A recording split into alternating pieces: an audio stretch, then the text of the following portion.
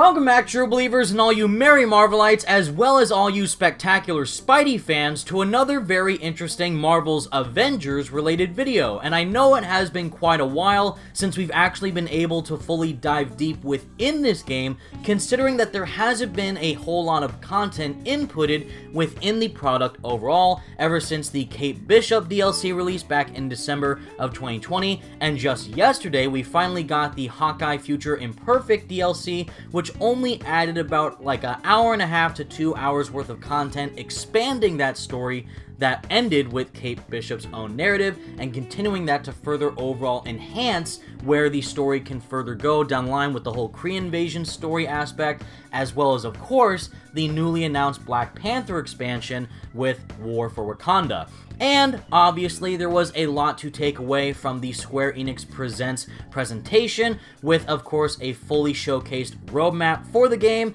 However, if you did previously watch my live stream the other day of me fully playing through the Hawkeye DLC and just giving my overall thoughts about what I feel about the game's current status, you will know that I'm not too big a fan as to how Square Enix went about showcasing the roadmap, and specifically how the roadmap is structured. And just to give you my brief 2 cents about the DLC itself, if you are still wondering or haven't played it yet as to how it is, I have played through it. I wasn't too big of a fan of it. Granted, it is free, so that's great. You're not losing any money out of pocket. You can just download the update and then just immediately jump into a brand new story with Hawkeye. But as for whether or not it's actually worth your time, I would say no, and I would actually recommend to not play it until the game, of course, includes Black Panther. That way, you do have the entire storyline with the Reassemble campaign, the Kate Bishop DLC, the Hawkeye DLC, as well as the upcoming villain sector with Monica Rappaccini, and even the more expansive war zones to explore that is coming within the roadmap that was showcased.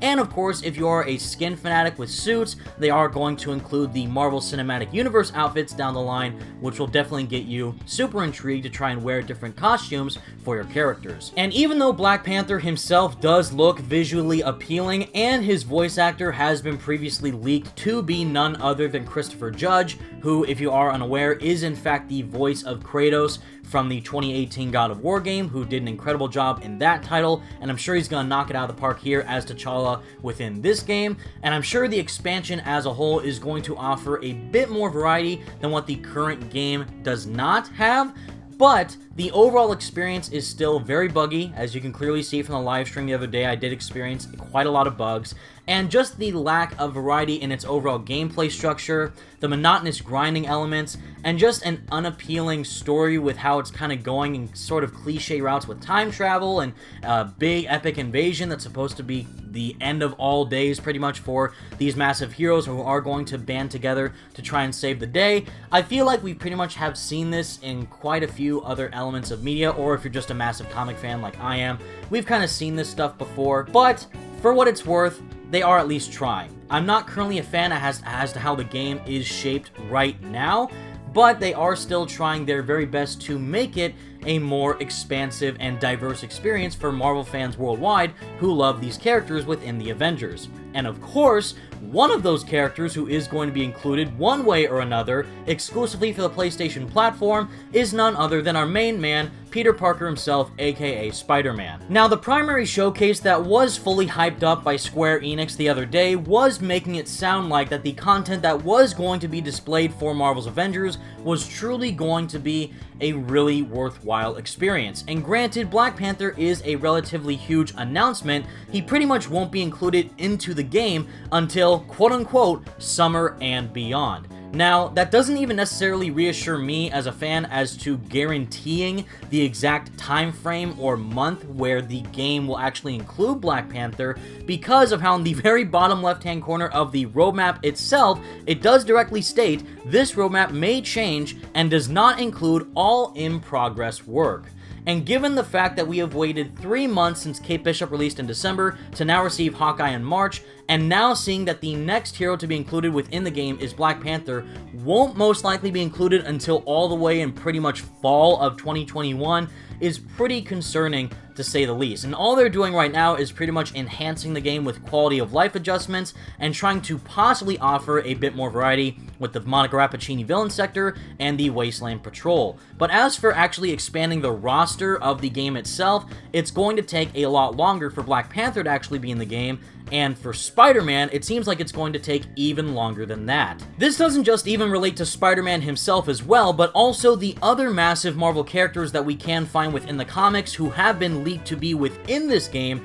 like that of War Machine, Captain Marvel, Doctor Strange, and so on. So while I do appreciate the developers trying their best to polish what we currently have to work with within the overall gameplay format and structure of Marvel's Avengers, the real content that will actually make players more engaged to dive back into the game and stay there for as long as possible is in fact new characters like Black Panther and of course Spider-Man. Because if you're someone who hasn't been keeping up with the news, it has actually been fully confirmed that Spider-Man will not be included within Marvel's Avengers until after Black Panther releases. So this article does come directly from IGN themselves, who did report this earlier today by stating the Marvel's Avengers team is working on the promised PlayStation exclusive Spider-Man character, but he won't be coming to the game before summer 2021 at the earliest. We spoke to Crystal Dynamics head of studio Scott Amos about the game's 2021 roadmap, which makes no mention of Spider-Man, and asked about when we might see the character appear. And coming from Scott Amos directly, he does describe, "I can tell you that formally, officially, people are working on him right now. So it's still on our roadmap for the future." And to reiterate once more, even though the roadmap does showcase some new additions which will possibly offer a bit more variety within the game which wasn't there before, it does make clear that it doesn't include all in-progress work.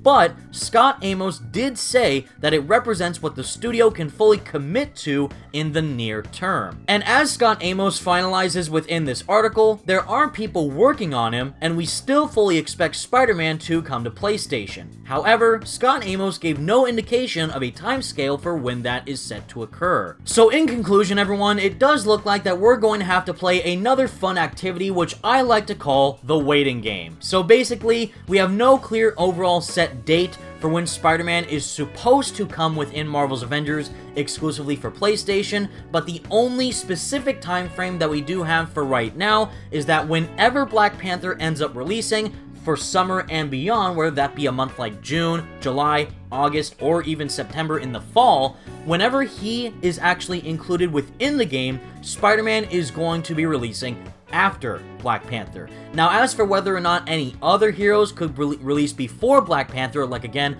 Falcon, Winter Soldier, Vision, Wanda, any of the massively popular characters within Marvel Comics, we don't know for sure, but given the roadmap that they had the whole time to actually go on and describe on their website and during the Square Enix presentation, I think right now we have Hawkeye, and then the next hero is actually going to be Black Panther. However, given the fact that Spider-Man is set to release after Black Panther, I do have a specific possibility as to when I think the best possible time could be to release him that I fully believe that Square Enix has in mind. And that, of course, is when a small, not really well-known indie film called Spider-Man No Way Home is set to release in December of 2021. Of course, that is the next installment within the Marvel Cinematic Universe franchise of Spider-Man movies, and yes, there is no correlation between the MCU and the Marvel Games universe, of course, but if they really want to do a great job of cross-promoting both properties, especially for how massive Spider-Man No Way Home is shaping up to be amongst fans, and of how many people really want to see Spider-Man be included within this game, I do think the best possible time frame for when Square Enix, Crystal Dynamics, and Marvel Games plan to launch Spider-Man within Marvel's Avengers might possibly be the same month as to when No Way Home releases, is in December of 2021. Now, what's crazy enough about all of this is that it was actually leaked way back before even Hawkeye came out, is that Spider-Man was supposed to release this month in March of 2021. That was leaked within the Square Enix email telling to all PlayStation users that, hey, Spider-Man is coming to our game, and in fact, he's going to release in March of 2021, back when they originally announced him in August of 2020. So now, seeing how we're way off that schedule with when he was supposed to launch, I have no clue when the exact date could be for him to release and what Square Enix even has in mind, but I do heavily think that December of 2021 is our best possible bet. But with all that said, everyone, that's the video that I have for you today, and please let me know all your thoughts in the comments section down below. What do you think about all this news relating to the Marvel's Avengers update with Hawkeye's DLC, the brand new roadmap, and of course the Black Panther War for Wakanda expansion? I'm really wanting to be excited for this game because I love Marvel, but everything that they have shown us, or actually have not shown us, for Marvel's Avengers still has me extremely cautious as to how the final product could shape up, and given the fact that the roadmap doesn't even have concrete dates, still has me pretty concerned as to how the final experience could actually turn out by the time they end up releasing all these individual new bits of content within 2021. And seeing how Spider-Man has no actual date in sight until after Black Panther, which even him doesn't even have a concrete date until summer and beyond, we will again just have to wait and see until whether or not this experience is worth our time. And again, Black Panther, Hawkeye, Spider-Man, and all the other Marvel characters down the line that are going to be added within this game are going to be included at no additional cost, so you don't have to worry about spending money on different characters. It's more about whether or not this will be worth your time